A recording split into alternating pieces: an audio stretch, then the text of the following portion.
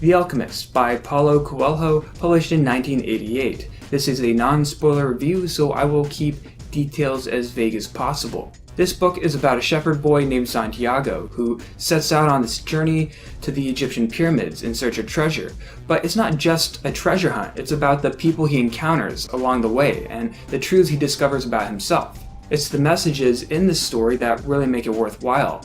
Pursue your dreams, follow your heart, and the omens laid before you. Never give up and you'll eventually succeed. I could even see myself in some of the characters in this book. The crystal shop owner, for example, he has dreams of his own, but he's never pursued them and has no intention of doing so. He's too comfortable with where he's at. Yeah, not characteristics I'm proud to identify with, but maybe these realizations will help me move forward. I've gotten progressively less ambitious. I go to work, come back, read or watch TV, and that's about it. I liked a fair number of the quotes as well, though I won't mention them in this review. They're much more powerful in the context of the novel. A lot of very inspirational stuff, even if the quotes don't always make that much sense. There are some fun build-ups, and the evolution of the boy, it really pulled me in. I wanted to be like this kid, to an extent, to have his willingness to drop everything and do what he feels he's meant to do.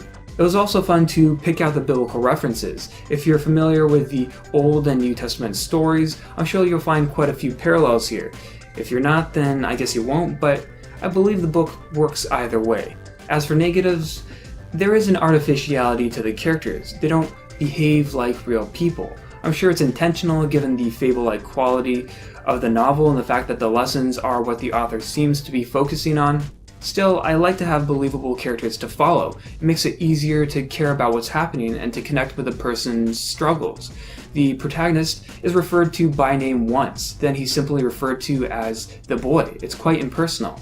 And the ending, I'm not going to get into it here, but I wanted more follow-through. I felt like there wasn't enough closure.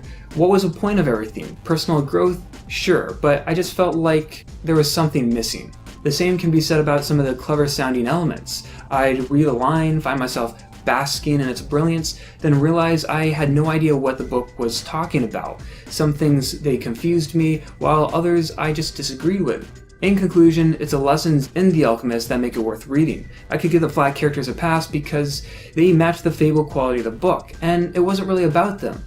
5 out of 5 stars. If you do end up reading this book or have already done so, I have a spoiler review available. Please check that out. Link is in the description below. Generally, my non-spoiler reviews will be up before my spoiler reviews, but I'm playing catch up here. Anyway, that's all I've got. If you like this video, please give it a thumbs up and subscribe, and thanks for watching. Peace.